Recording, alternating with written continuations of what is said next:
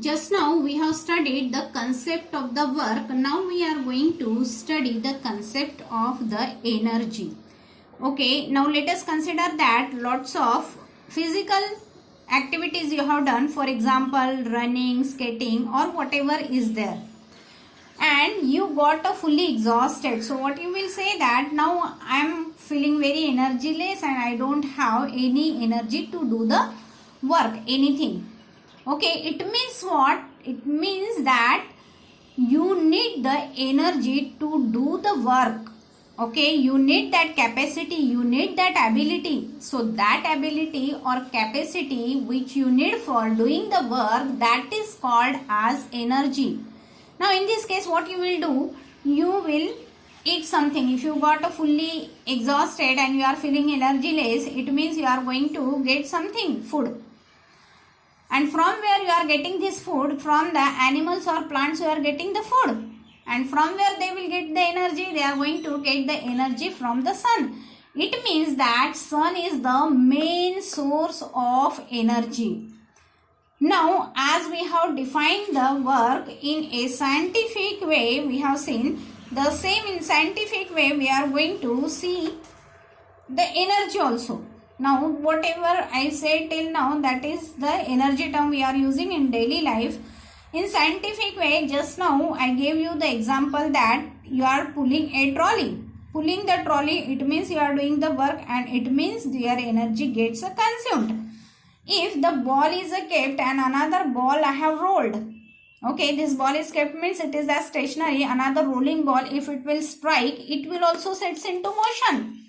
Okay. What can be the another example which can set the motion? The wound spring in a watch can set the hands of a clock in motion. Okay, if it will get a fully unwind, it will not further drive the hands of the clock. Okay, if we want to drive the nail inside a wall or the wooden block, then what we are going to do? We are striking the hammer on the head of the nail, isn't it?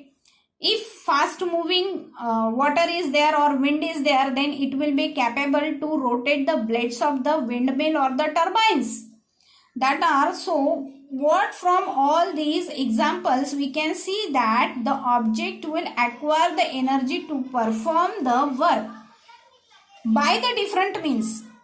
Okay, and hence we can define the energy as energy of an object is the capacity for doing the work. And how much energy the object will possess is?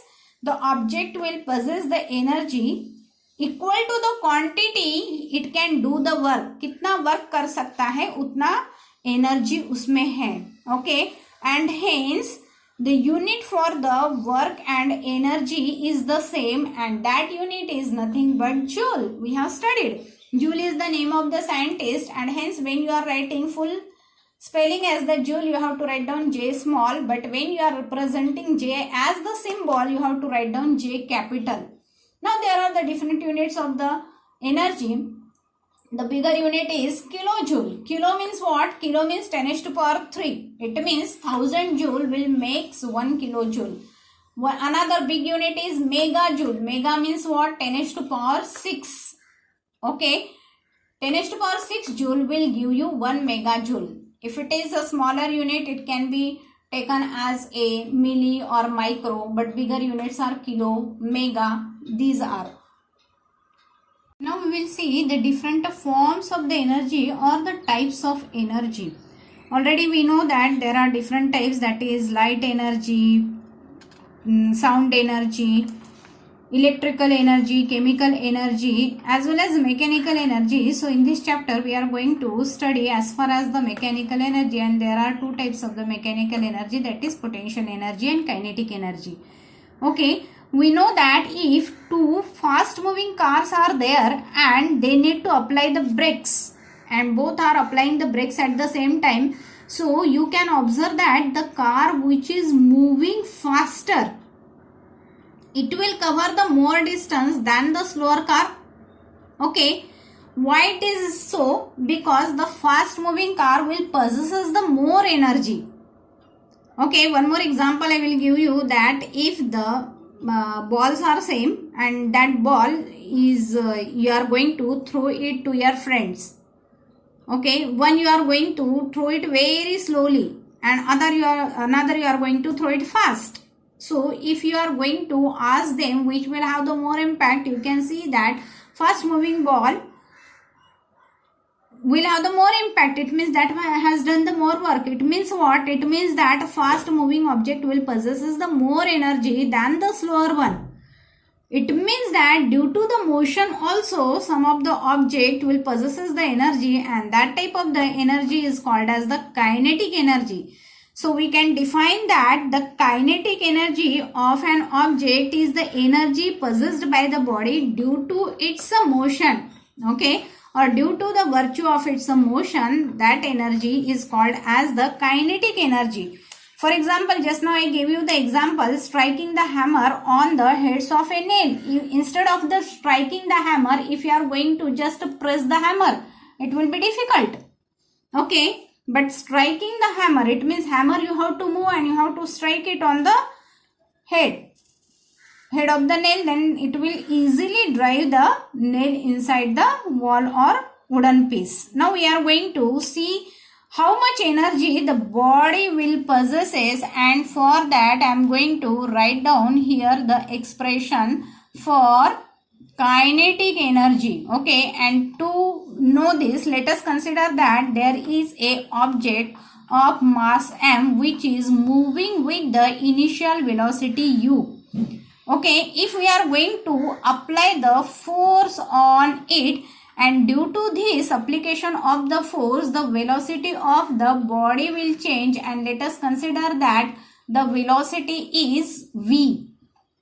Initial velocity is represented as u and final velocity is represented as v. Now what we need to find out? We need to find out how much is the kinetic energy it will possesses. Okay, so kinetic energy is nothing but we know that it is the work done, and how much is the work done? That is equal to force into displacement. Okay, now F means what? F means if mass is there and if velocity is changing, it means there is the acceleration.